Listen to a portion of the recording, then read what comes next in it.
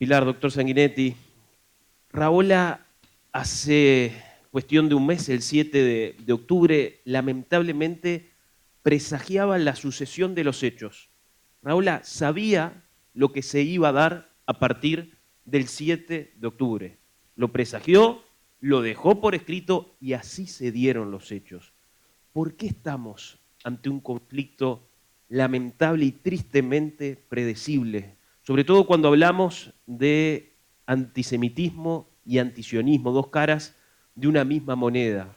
¿Por qué esto de ser una situación tan previsible, doctor Sanguinetti? ¿Por qué desde el 7 de octubre todos sabíamos lo que iba a pasar a 30 días de una masacre como la que padeció el Estado de Israel? Estamos ante una situación o un nuevo episodio, yo diría, de una larga batalla. Desgraciadamente,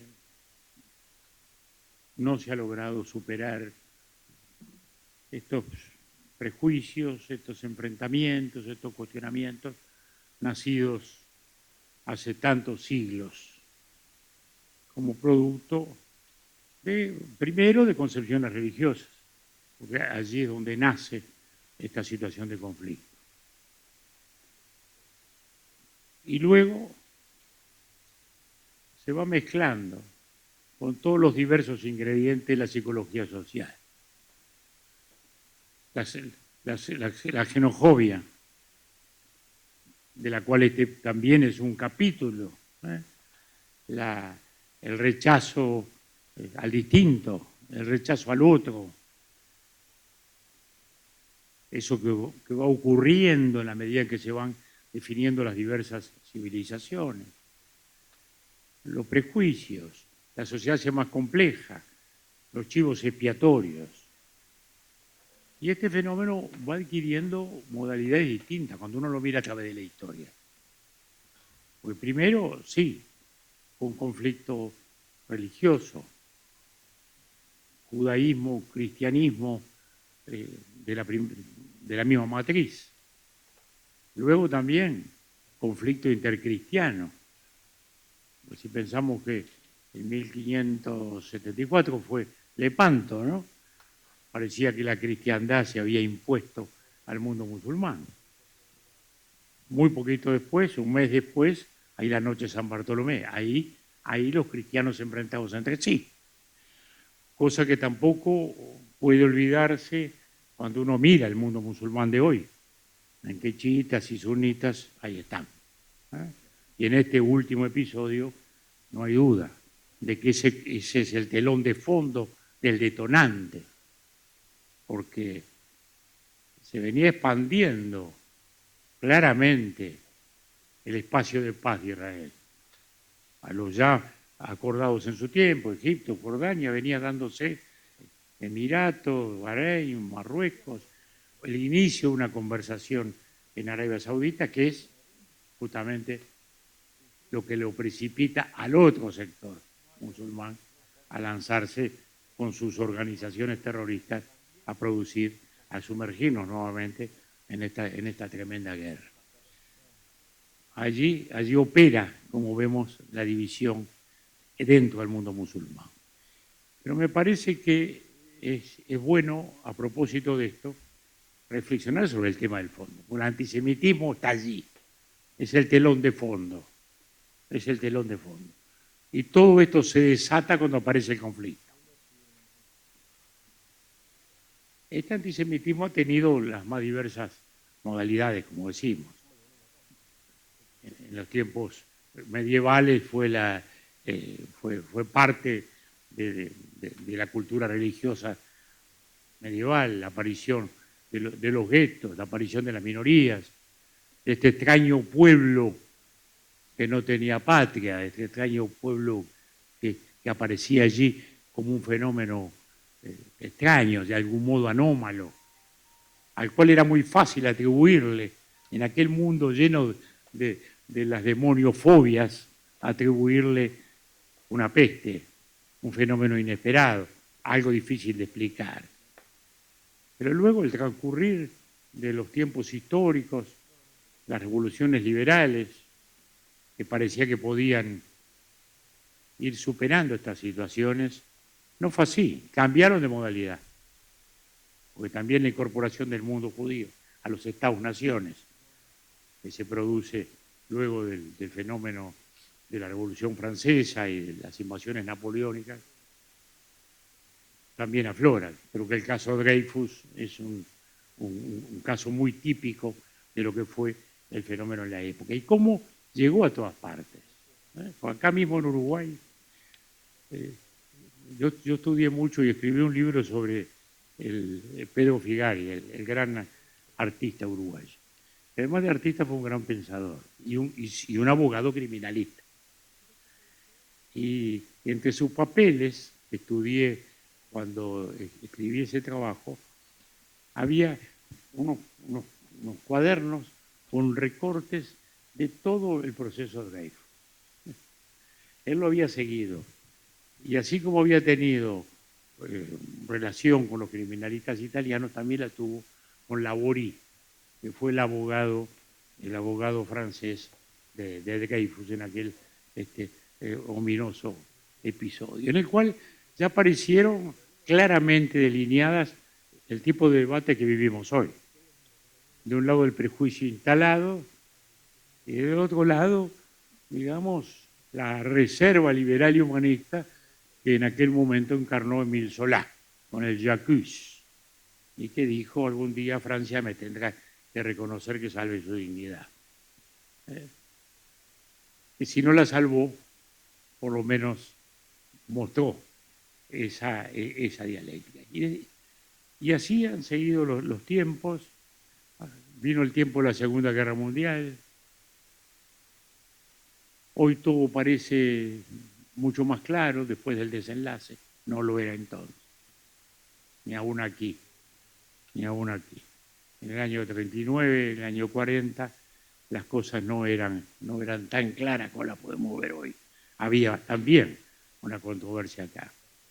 Yo el otro día les decía a algunos muchachos, cuando estuvimos en el acto ahí en la Rambla, le digo, bueno, para mí hace 75 años que estuve por primera vez en un acto de esto, con 12 años de la mano de mi papá, en el año 48. O sea, si será larga la lucha y si será larga la militancia, entristecedor en cuanto a su persistencia, pero también estimulante en cuanto a la afirmación de valores y a la necesidad de estar vigentes, presentes y cada día mencionando esto, porque solo una conciencia colectiva es la que permite que estos episodios no generen estos debates y estas explicaciones tortuosas que estamos viviendo hoy, porque el antisemitismo en los últimos años, como sabemos, y esta quizá fue la mayor mutación, fue la del famoso antisionismo, como sucedáneo del sentimiento del prejuicio original, para trasladar entonces el debate a la política de Israel. Bajarla a la tierra y de ese modo pretender que es mucho más fácil el ataque al corazón del tema. Cuando ambas cosas se conjugan uno, porque uno es la negación del individuo y el otro es la negación de la posibilidad de que esos individuos puedan vivir colectivamente bajo sus mismos sentimientos y sus mismas leyes. Son dos caras ominosas de la misma moneda. No sé cuál peor que la otra, no interesa. Ambas hoy están en juego y por ambas es que estamos hoy acá, Pilar, como tantas veces. Buenos días a todos. No voy a mover ni un ápice de la mirada global que ha hecho el presidente porque me parece que es inapelable, pero voy a intentar añadir la mirada del 2.0, la mirada del momento actual.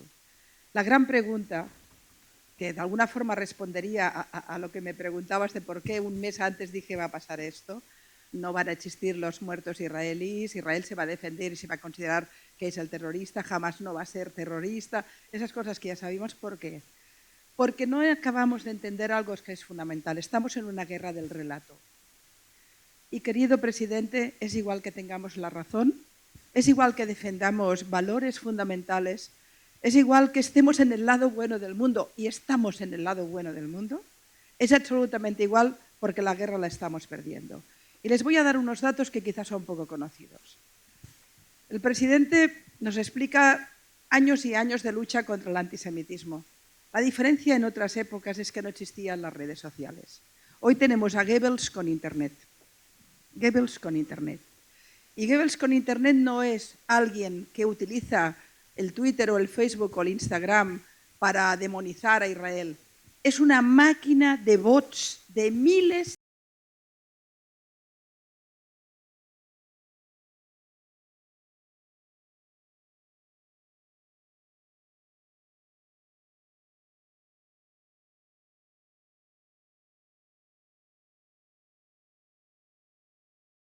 Si algo tenemos que poner en pantalla como novedad de la lucha contra el antisemitismo o del porqué del crecimiento del antisemitismo, es este fenómeno nuevo que nos lo ha cambiado todo para mal. Es decir, ustedes lógicamente se preguntarán, después de que han entrado en las casas de la gente, han violado a las mujeres ante sus hijos y padres, han degollado bebés, han sacado fetos de las embarazadas, han hecho lo que la humanidad no puede imaginar que haga, han sido el mal puro, han sido Hitler, han sido el Daesh, ha sido todo lo horroroso que podemos imaginar. ¿Por qué el mundo no nos da la razón? ¿Por qué la gente al día siguiente no dice qué horror? ¿Por qué jamás se convierte en el apestado del mundo? Porque a partir del minuto 1 la gente empezó a recibir imágenes que criminalizaban a Israel, olvidaban completamente la masacre y creaban el relato de la victimización del pueblo palestino. Y nuestra lucha, presidente, y a todos vosotros la digo, no es contra los convencidos, es contra la gente normal que, impactado emocionalmente por lo que recibe en las redes cada día, acaba creyendo que uno es el malo, el otro es el bueno, y se olvida de la línea fundamental que es la que tiene que ver con la humanidad. Mi problema es mi vecino, que me dice, ¿cómo puedes defender a estos monstruos? ¿Cuáles? A jamás. No, Israel. Mi amigo. Yo lo decía ayer, presidente, y lo he escrito incluso, no reconozco a mi sociedad, no reconozco a muchos de mis amigos, no reconozco a gente culta que está diciendo cualquier barbaridad en este momento tan crucial. ¿Pero por qué? Porque no hemos entendido algo muy importante. Estamos en una guerra mediática mundial. Y en el lado fuerte está Rusia, está China y está Irán. Irán y Rusia son los dos países que crean más bots falsos en el mundo. Ahí Israel se ha despistado. Ahí Israel no se ha dado cuenta que hay una guerra por hacer. Porque todos pensamos que si defendemos valores fundamentales, si estamos en el lado bueno, ¿para qué nos explicamos con razones? No, si es que Israel no ha hecho esto, no es que tal. Olvídense ustedes, hay fábricas enteras de personas que se están dedicando a enviarte miles y miles de imágenes que mi vecino recibe en su Twitter o en su Facebook, donde de golpe le están diciendo barbaridades que se las cree. Porque el segundo elemento diferenciador respecto a otras épocas es que ya no existe la prensa solvente, creíble. Claro que existe, tenemos la BBC, tenemos los grandes periódicos, pero como la información corre tan deprisa, esos grandes periódicos que necesitaban un tiempo para verificar una información, para darla por buena, hoy tienen miedo de que las redes les pasen la cara. Si de golpe salen en Twitter que están bombardeando el hospital, los israelíes, la BBC no va a tener tiempo de preguntar quién la ha disparado, cómo ha sido, de verificar. Asumirá como bueno eso y ese es el titular. Y de golpe esa red que es falsa se multiplica y se blanquea en los grandes medios de comunicación. Con lo cual estamos absolutamente huérfanos en este momento. Y si algo tengo que decirles es que esto va mal y va a ir a peor. Lo siento mucho, esto va a ir a peor. Porque nosotros, cuando digo a nosotros, me refiero a la gente que nos mantenemos en la defensa de unos valores fundamentales que tienen que ver con la civilización, con esa construcción que el enciclopedismo y la ilustración creó, y que luego con la Carta de Derechos Humanos culminamos, eso está en quiebra, está en quiebra. Y toda esa guerra, esa lucha por el relato y toda esa lucha entre civilización y barbarie está pasando por en medio, el punto tectónico es Israel. Por eso Israel es tan importante y por eso el otro lado no se preocupa de los muertos en Siria, no se preocupa de los muertos en Yemen, no se preocupó nunca de los muertos en ningún lugar, solo se preocupa si hay muertos en Palestina, porque conforma el relato. Por tanto, yo lo digo con toda claridad, estamos en una guerra mundial, no es bélica, pero es mediática. Y no se imaginen que esto es inocente. Aquí hay una construcción deliberada con servicios de inteligencia para crear... Entonces, a partir de ahí, cuando ustedes dicen, ¿cómo es posible? Es que otra vez ese antisemitismo puro, bueno, han tomado el prejuicio endémico, el que empezó ya en la vieja Sefarad con la expulsión de los judíos y con el mito del judío perverso que bebía sangre de los niños cristianos, y hemos acabado, pasamos luego por Auschwitz, y ahora tenemos a los malvados israelíes matando niños, siempre son judíos y niños, siempre. De manera que vamos a empezar a ponernos muy serios, y te lo dejo, perdón, porque esto es una guerra. Es una guerra por el relato, pero es una guerra. Y el mundo se está configurando nuevamente, igual que en la Guerra Fría. Y fíjense ustedes quién está en un lado. Irán, Rusia y en parte China. Con un elemento que hay que poner también sobre la mesa, no lo olvidemos. China ha hecho un acuerdo económico billonario de enorme importancia con Irán. Y Irán ha hecho un acuerdo con Rusia por el tema del gas, también de 40.000 millones. De manera que aquí hay también intereses económicos, hay intereses geopolíticos y geoestratégicos. Y en medio están los pobres judíos. Y en medio está Israel. Es una guerra de relatos, sin duda. Como todas las guerras. Las guerras siempre se construyen sobre la base de un relato. Pero no Lo que ocurre es que no había redes. No hay la masividad que tenemos hoy. Pero eso lo hace el desafío más grande. Y eso le genera un inmediatismo a la comunicación, una fugacidad, en que nada dura 24 horas, nada dura 48 horas. Entonces, el ataque de Hamás es un ataque, si se quiere, inédito, porque pocas veces se ha organizado un ataque específicamente dirigido a la sociedad civil, deliberadamente, con el objetivo de generar un terror colectivo. Eso duró 48 horas, porque en cuanto Israel comienza a responder, ahí ya empiezan a producirse los otros contrarrelatos. Y como esa obligada guerra defensiva pasa a ser cruel como todas las guerras, y allí empieza a trasladarse el fenómeno de la víctima, de un lado hacia el otro. En el cual Israel arrastra también otro fenómeno, que es una mutación del fenómeno antisemita, y que es el éxito de Israel. Porque Israel fue el pequeño David en la Segunda Guerra Mundial y en la post-Segunda Guerra Mundial, porque fue la mayor víctima del impulso racista, de toda aquella concepción que acuñó el nazismo. Pero luego su propio éxito pasa a significar que ya que el pequeño David, que sobrevivió a tantas guerras y a tantas intifadas, ya no es la víctima, es el fuerte. Y esto psicológicamente le cambia muchas veces la visión a mucha gente. O sea, Israel ahora tiene que pagar el precio, ya no de su existencia, sino de su sobrevivencia y de su propio éxito, frente a sociedades retrógradas que viven en la pobreza y en la miseria por el uso, yo diría, absolutamente inmoral de quienes dicen apoyarlo. Porque esto de Gaza, cuando uno piensa lo que muchos de estos estados, pongamos a Qatar como ejemplo, ¿no? ¿Cuánto gastó en el campeonato de fútbol? Se habla de 200.000 millones. ¿Con cuánto menos podría haber construido hoteles o lugares de trabajo o fábricas en Gaza y darle un destino a esa gente. No, le dan armas. Presidente, si me permites, la población musulmana en el mundo son 1.900 millones, más o menos, ¿eh? Ya hemos llegado a ese punto. Entre ellos hay países enormemente poderosos. Si realmente el Islam, como concepto global, me refiero, o los países vinculados y que han defendido Palestina históricamente, hubieran querido resolver el problema, Gaza sería hoy Singapur.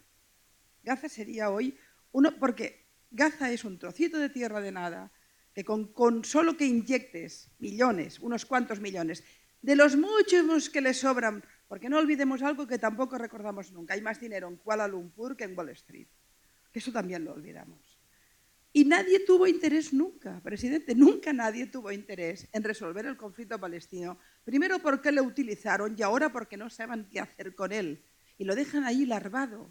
Egipto no tuvo interés, Jordania no tuvo interés, excepto para sacar a los judíos al mar, históricamente. Y ahora todo el mundo, la prueba es que todo el lío que hay en Gaza, la izquierda lo habla en todas partes, la prensa también, pero los egipcios están muy callados, los jordanos están bastante callados, en los países árabes calladitos. Nadie tiene interés, excepto Irán, que ahí es donde se ha metido. Entonces, claro, ¿qué nos explican? Cuando Israel se fue de Gaza, hace ya 16 años, Gaza tenía todo el potencial, si se hubiera querido, para primero, ser una zona florecente, y segundo, aprovechando lo que Israel ya dejó, habrían podido crear una... ¿Y no? Y con salida al mar Mediterráneo.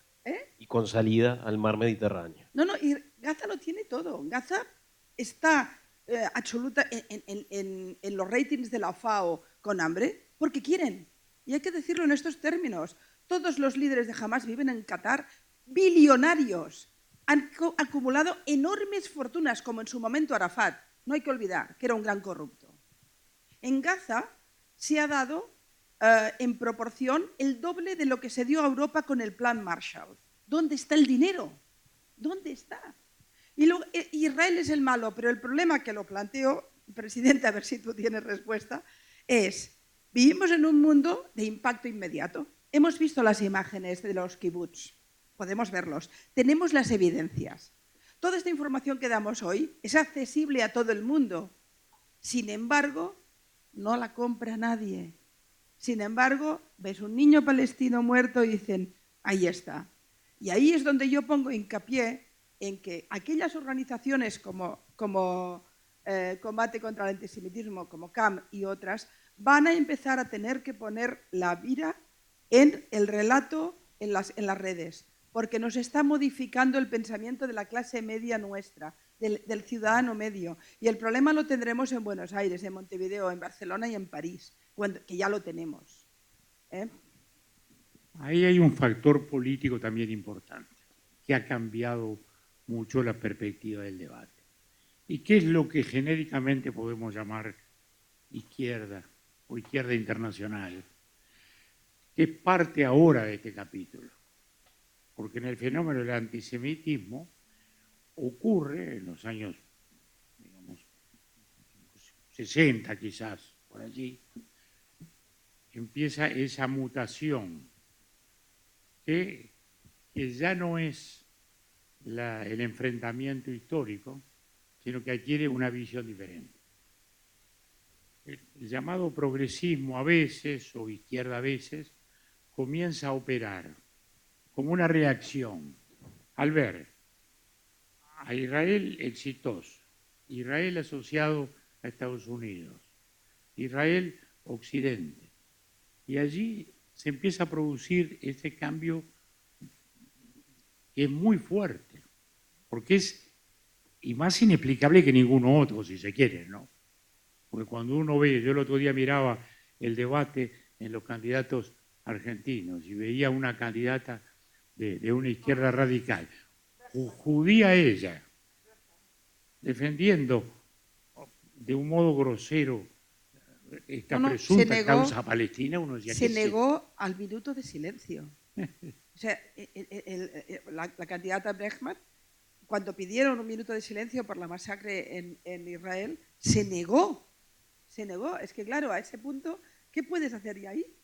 Bueno, fíjate, ¿en qué lugar estaría ella de predominar esa corriente? ¿Dónde estaría ella? En la cocina lavando platos, ¿no, verdad? Bueno, eso también es algo que choca. Y ahí voy a un punto que es quizás el más amplio que tú planteas, Pilar, es el de la civilización. Acá hay, sí, una suerte de batalla de civilización. A Huntington se le dijo de todo cuando habló de esto, porque se le decía belicista, y él decía, yo no estoy propiciando nada, estoy diciendo que las próximas guerras van a ser de este tipo. Y lo han sido, y lo han sido. Por supuesto han cambiado los actores, porque antes había el núcleo era una batalla interreligiosa. El núcleo era una batalla interreligiosa. Y hoy no lo es. Hoy no lo es. Porque o no lo es en parte, o no lo es desde nuestro ángulo, porque la controversia judío-cristiana se ha ido superando. Ha costado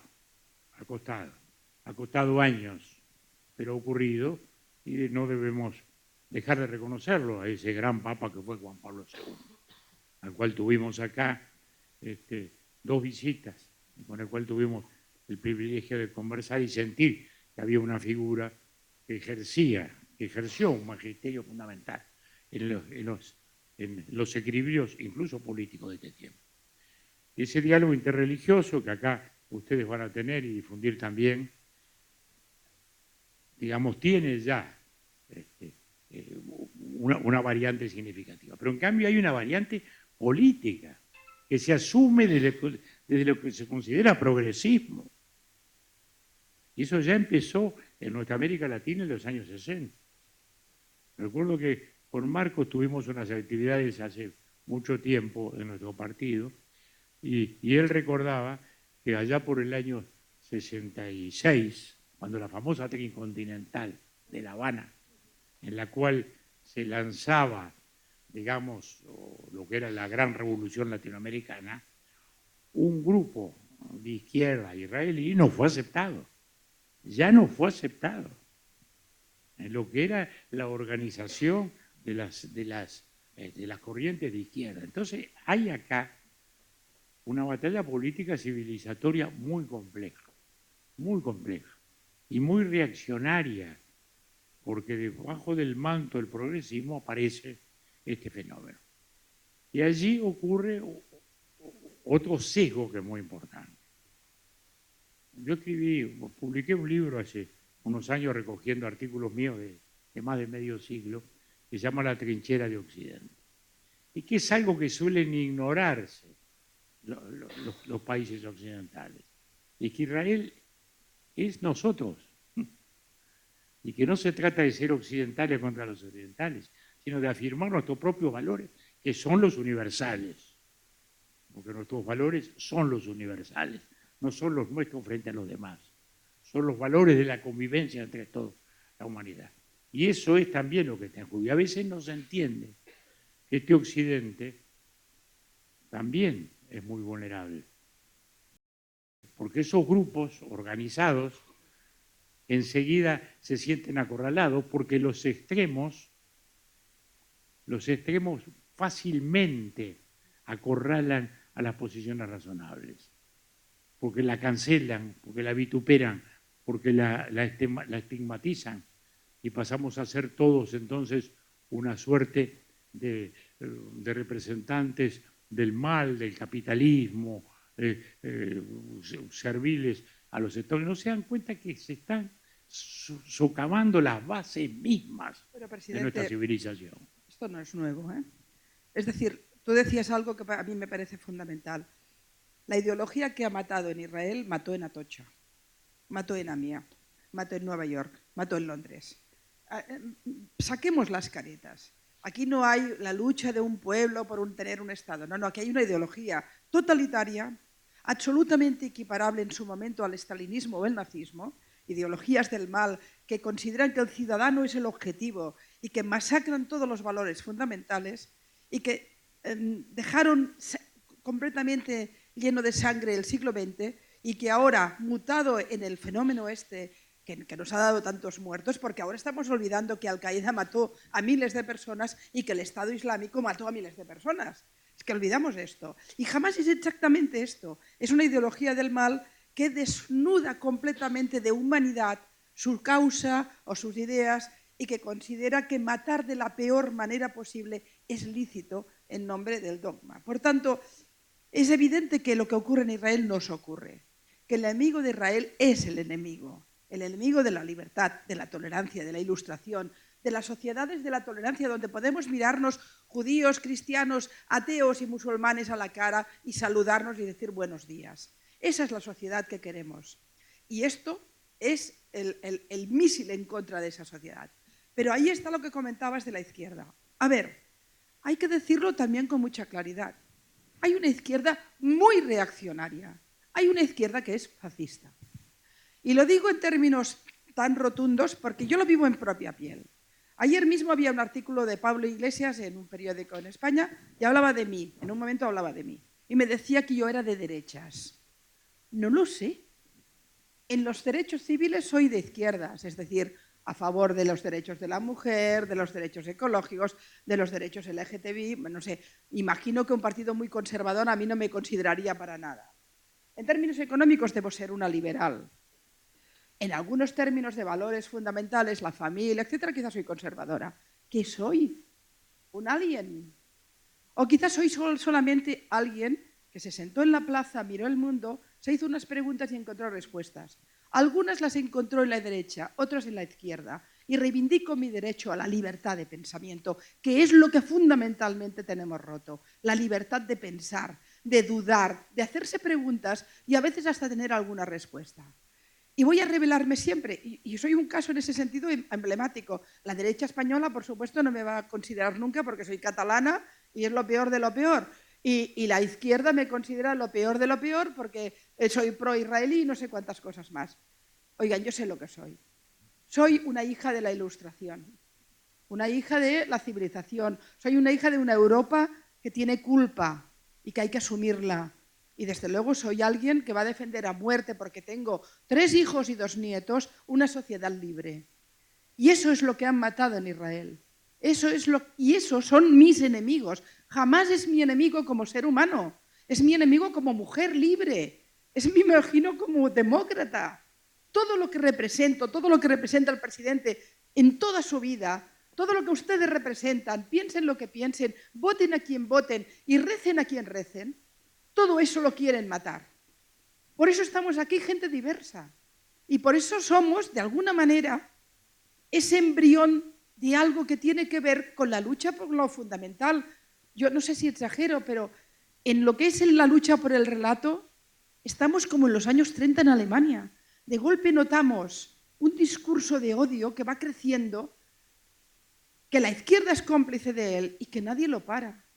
Y repito, para acabar, cuando decía, es que la izquierda, hay una izquierda reaccionaria. Presidente, yo estaba estudiando en la universidad en Barcelona y recuerdo haber comprado el libro El archipiélago Gulag de Solzhenitsyn porque quería saber qué pasaba en Siberia.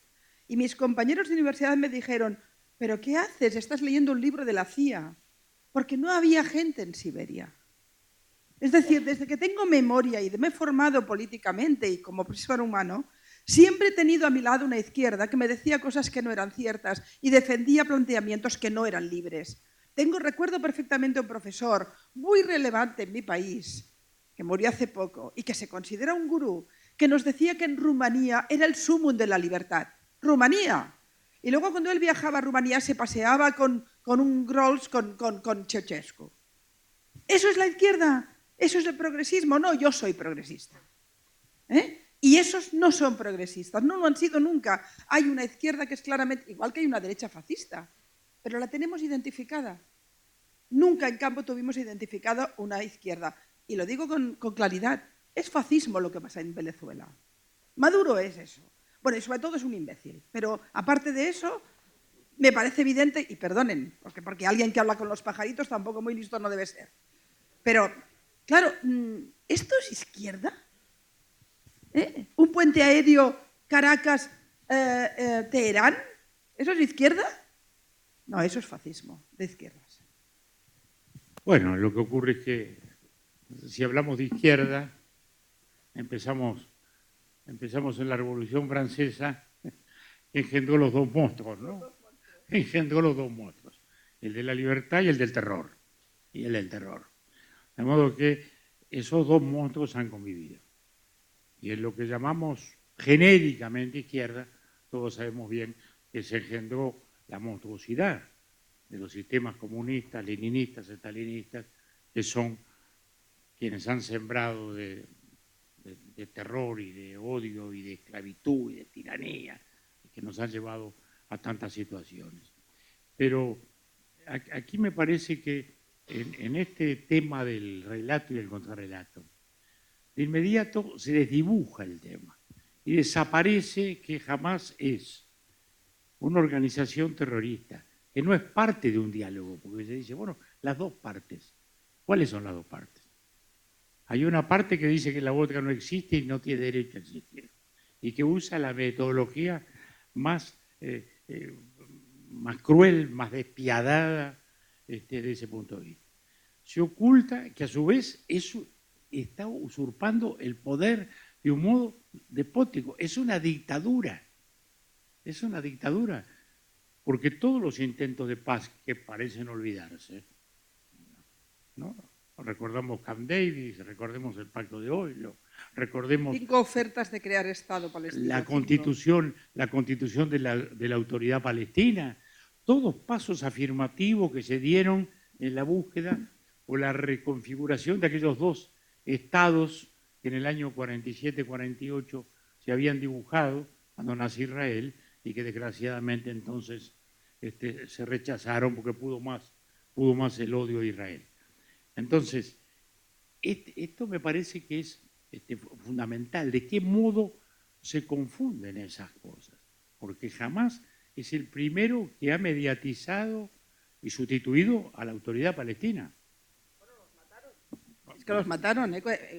Ganó las elecciones primero, hay que recordarlo, pero después hizo un golpe de Estado, aniquiló a todos los líderes de la Autoridad Nacional Palestina. Recuerdo que veo imágenes de tirar desde pisos altos a la calle a líderes de la Autoridad Nacional. Así se asienta jamás. Es que parece que no recordemos o no queramos recordar esto. Claro que es evidente que es una ideología perversa que ha hecho un golpe de Estado y ha secuestrado a 2 millones de personas. ¿Está claro? No, pero esto es diabólico, porque hay que entender justamente que se habían logrado avances sustantivos, se había constituido una autoridad palestina que era el embrión de un posible Estado en la medida en que ese paso se fuera abonando uno tras otro con acciones de paz, como decimos, con acciones constructivas, con buscar inversiones económicas que aliviaran tensiones sociales, que generaran ocupación, que generaran trabajo, que dieran normalidad a la vida en ese territorio. Eso no era tan imposible, estaba a la mano de estos ricos estados que lo podían hacer. Y entonces se desdibuja tanto la cuestión que no se advierte eso, de que la primera víctima acá fueron los otros. La primera víctima fueron los musulmanes palestinos que apostaron por la paz y que fueron desplazados por la fuerza, por la violencia, por este movimiento que es terrorista, que es golpista, que usurpa el poder y que tiene sometido a ese pueblo palestino. Porque cuando ocurren estas cosas, el margen de libertad desaparece. Uno imagina lo que debe ser el temor en el cual se vive allá adentro. No el temor a Israel, que hoy aparece en la guerra, el temor a esa dictadura, de ese núcleo de violencia, que no tiene ningún remedio en aplicarlo hacia lo interno como efectivamente lo ha hecho. Entonces, todas estas cosas allí están. Todas estas cosas son los ingredientes de esta larga historia en la cual cada vez que nos acercamos a la paz aparece el elemento disruptivo.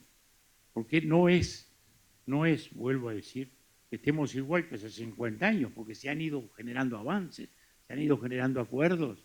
Primero fue lo de Egipto, luego lo de Jordania, ahora se avanzaba en espacios más amplios, pero en el momento siempre en que se está a punto de dar el paso, aparece el elemento disruptivo, como pasó con las Torres Gemelas. ¿Qué fueron las Torres Gemelas? Parecía que lo de la autoridad palestina andaba, parecía que la cosa andaba, entonces el mensaje al mundo, acá estamos y no vamos a permitirlo. Y eso fue algo de una fuerza simbólica tremenda, imposible de ignorar, porque le dio justamente el sentido de universalidad a esta batalla que trata de expandirse en todos los lugares, aún en sociedades tan democráticas como la nuestra. A corto plazo, Pilar, señalás, esto va a ir a peor, esto va, lamentablemente, esto va a empeorar. ¿Cuál es la mirada a corto plazo para la diáspora? En ese combate que la lógica indica debería llevarnos hasta una resignación, pero por el contrario nos hace redoblar. Ahora, ¿qué esperar para este corto plazo, a futuro? A ver, lo primero es responder a una pregunta clave. Si Hamás entra en Israel, entra en las casas de la gente y masacra a 1.400 personas, ¿qué se esperaban que pasaría? Esa pregunta parece lógica. Lo normal sería que Israel entrara en Gaza, buscara a sus secuestrados, defendiera a su gente. Es lo que querían. ¿Quién lo quería? ¿Hamás? Hamás no manda. Hamás no manda. Hamás, Yihad Islamía y etcétera, hace muchísimo tiempo que dependen de la estrategia y el diseño que hace del conflicto Irán. Pero es que además tenemos los datos y vamos a darlos. El 5 de septiembre se reunieron en Beirut Yihad Islamía, Hamás, la Guardia Revolucionaria y Hezbollah. Y no se reunieron para hacer una paella, o un guisado, o lo que quieran. No sé cuál es el plato típico aquí, pues ese, un asado. No se reunieron para un asado. Después se volvieron a reunir en Turquía. Después se reunieron en Teherán. Y además sabemos que centenares de miembros de Hamás se han entrenado en campos de entrenamiento de la Guardia Revolucionaria iraní. Por tanto, pongamos el foco. ¿Decide Hamás el día, el momento y la manera en que hará la matanza? ¿O lo deciden otros? Yo que pongo el foco más grande me pregunto, ¿qué intereses tiene Irán para de golpe hacer una explosión nuclear como la que se ha creado allí? Y les voy a dar 3 datos o 3 motivos. El primer motivo, la inminencia del acuerdo con Arabia Saudita en los acuerdos de Abraham. Fundamental. Porque a pesar de que los acuerdos de Abraham ya han empezado a cambiar el paradigma en Oriente Medio y han dado una estabilidad y han dado una importancia de flujos económicos y de flujos de defensa muy importantes, el gran paquete, el santo grande, digamos, del acuerdo era el acuerdo con Arabia Saudita y Marruecos. Y justo antes de la matanza, la semana anterior, ya había habido intercambio de ministros oficialmente israelíes con Arabia Saudita y viajes a Riad.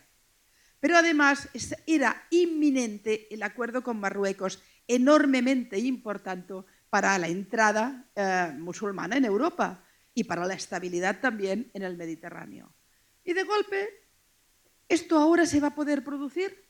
¿Quién firma ahora con Arabia Saudita? ¿Cómo Arabia Saudita va a poder ahora firmar con este encendido? Marruecos, que quería firmar rápidamente, el primer partido del Parlamento, que es un partido islamista, ya salió a la calle a favor de Hamás. Al día siguiente, cuidado.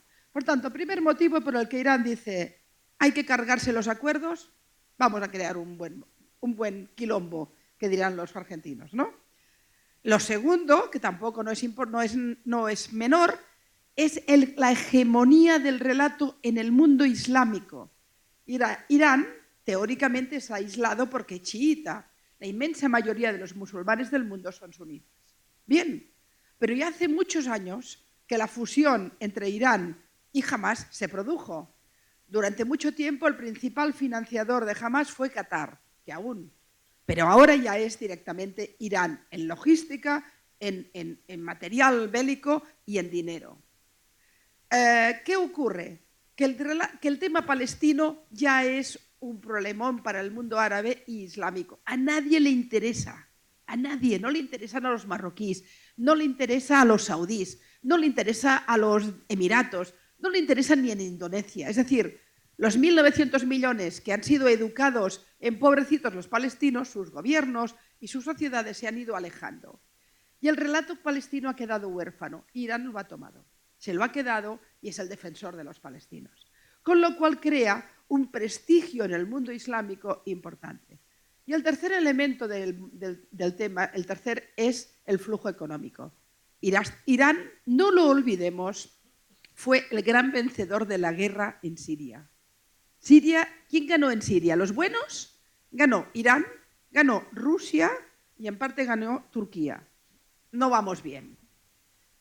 Estados Unidos estuvo despistado, Europa no estuvo, porque hace tiempo que Europa no está en nada, con lo cual, de golpe, quien está configurando el mapa del mundo son estos otros, que no están en los valores de la libertad, precisamente. Y entonces, claro, en el momento en que Irán se refuerza con su alianza con China y se refuerza con su alianza gasística con Rusia, que está configurando el movimiento de gas, porque Rusia, que en un 90 o 80% vendía el gas a Europa, con la guerra de Ucrania queda en un 20% y tiene que desviar y se esté creando un nuevo eje. Igual que Estados Unidos está creando otro eje por abajo. Todo esto también interactúa. Entonces, ahí acabo, por motivos diversos, los grandes estrategas iraníes, que Irán es un gran país, tienen uno de los mejores servicios de inteligencia del mundo. Cuidado, ¿eh? No estamos hablando de un chiquito, no estamos hablando... ¿Por qué los servicios de inteligencia israelíes no descubrieron el tema? Bueno, primero porque estaban despistados con el lío interior, que ya es el colmo y eso ya, de momento no toca ni hablarlo, pero en fin. Pero segundo, porque además crearon una contrainteligencia de despiste a la inteligencia israelí que fue enormemente eficaz. Es que no hablamos de enemigos pequeños. Claro, si esto lo reducimos al niño palestino y el chico del Sahel israelí, está resuelto. Si pones la lupa grande, tenemos una guerra en toda la zona. Irán no va a matar directamente. Irán siempre mata por interpuesto. Se está peleando con Arabia Saudita en el Yemen, que mueran yemenitas. Lo hemos visto en Buenos Aires. Bueno, eso ya... La mano de Irán ha estado detrás. Solo acabo un segundito, presidente, para lo que preguntabas. Bueno, solo acabo con esto. Si ponemos la lupa grande, es evidente que estamos en un conflicto que está en crecimiento, que no va a ir de momento a mejor, porque hay intereses geopolíticos tan fuertes en lo económico y en lo político que no van a dejar la pieza. Y la única solución que tenemos es que cuanto antes acabe con Hamás e Israel, tiene que acabar, como acabamos con el Estado Islámico, tiene que acabar con Hamás, tiene que ocupar Gaza y luego tiene que haber una fuerza internacional de reconstrucción de Gaza. Y es que no hay mucho más, porque por el resto estos van a continuar. No olvidemos que si Hezbollah entra, vamos a tener un lío muy grande. Doctor, a modo de cierre. Bueno, yo hago dos reflexiones. Una, la que refiere a todo este relato tan tergiversado que empezamos a recibir a través de imágenes, de fake news, de todo este tipo de cosas. Pero luego también el trasfondo del tema que aquí nos convoca, que es el antisemitismo. Porque detrás de todo de este conflicto, uno de los tantos episodios que estamos viviendo desde el 48 aquí, hoy en un marco geopolítico distinto, con intereses distintos, pero por detrás de todo esto está ese sentimiento, está el prejuicio, el chivo expiatorio, la explotación de todos los resentimientos, la explicación de todas las frustraciones, la búsqueda siempre del distinto, al cual se le mantiene distinto a través del acoso, y que como está necesitado de sobrevivir, tiene que afirmarse naturalmente en sus propios valores. Y no siempre se reconocen esos valores del pueblo judío, son también los mismos valores de toda nuestra civilización. Se ha avanzado, sí, hay legislaciones antidiscriminatorias, acá mismo lo hemos hecho, en fin, pero esto es un tema cultural muy profundo. Se ha estudiado mucho la psicología del terrorista, se ha estudiado mucho la psicología del antisemitismo. Las conclusiones nunca son claras, pero lo que es evidente que es el modo de exorcizar las frustraciones a través de una expresión de odio, de la búsqueda de ese chivo expiatorio que tanto luce para las corrientes extremas. Y esa es la batalla de fondo, la que se libra cada día, en las escuelas, en los liceos, en la prensa, en la televisión y ahora en estas redes inmanejables, ¿no? Nos convoca entonces a una militancia, porque ese es el tema. Ellos tienen organizaciones muy fuertes. Nosotros estamos más difusos por nuestra propia idiosincrasia, por nuestro propio espíritu de libertad, por nuestro propio modo de actuar, por nuestra mentalidad abierta y no conspirativa. No estamos conspirando contra nadie, al revés.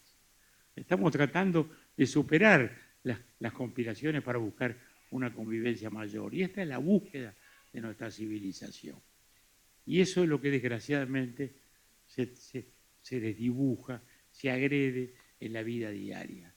Entonces, más que nunca debemos reforzar eso, más que nunca debemos enfrentarlo, en condiciones adversas hoy, pero es imprescindible. Si no se le derrota a los terroristas, es lo peor que nos puede pasar.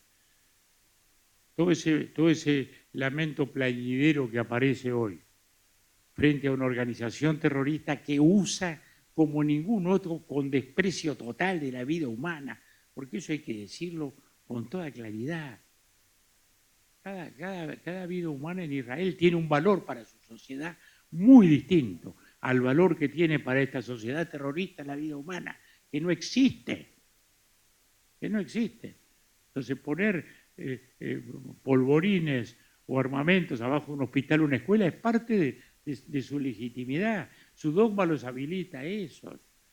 Entonces, es una situación muy compleja en la cual, si estas organizaciones terroristas no son realmente, como se pasó con el ISIS, no son derrotadas, este conflicto se va a volver a eternizar. Y yo quiero pensar que si hay una victoria militar, se va a poder abrir de nuevamente un espacio de paz.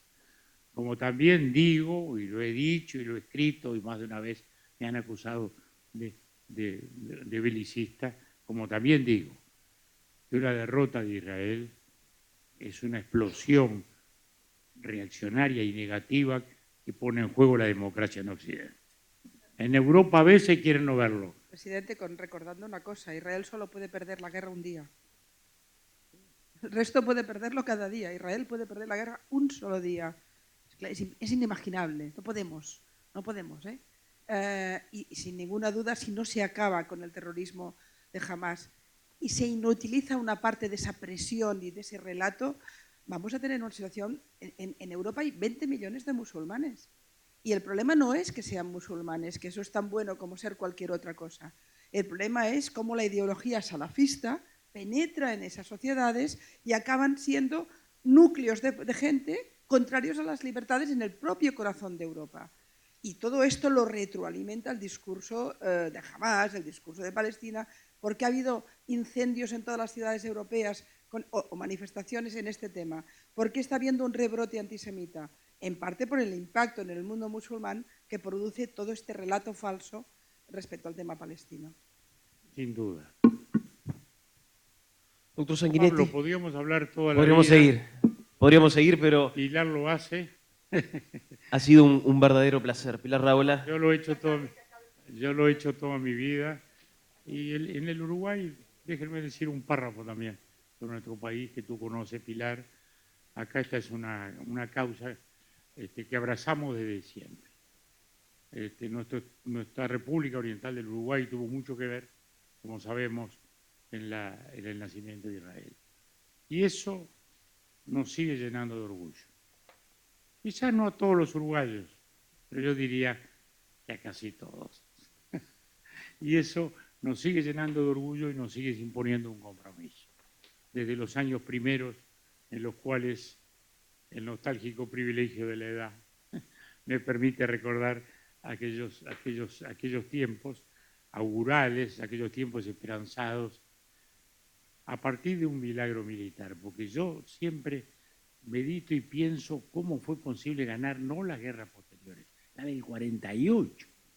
¿Cómo podía ser frente a 5 estados con ejércitos organizados, ese incipiente estado frágil con unas armas francesas conseguidas por Simón Pérez de cualquier modo y poder lograr esa soberanía? Bueno, a partir de ese milagro hubo el otro milagro, es la existencia misma del Estado y su éxito, que es lo que yo no puedo creer que no se entienda cómo se puede comparar e igualar un Estado democrático, abierto, próspero, con todo ese mundo ominoso. Pero bueno, por suerte reivindicamos con orgullo, en este caso, esta tradición y la reafirmamos frente a aquellos que se confunden a veces con facilidad y que no debieran confundirse porque no tienen derecho a hacerlo en este país. Pilar Rahola, gracias. Qué final. Gracias por estar en Montevideo, Pilar. Doctor Julio María Sanguinetti, gracias, muy amable, el placer de siempre de escucharlo. El aplauso es para ustedes. Seguimos en minutos con más actividades, con más disertaciones en el marco de este tercer foro de Latinoamérica e Israel. Gracias.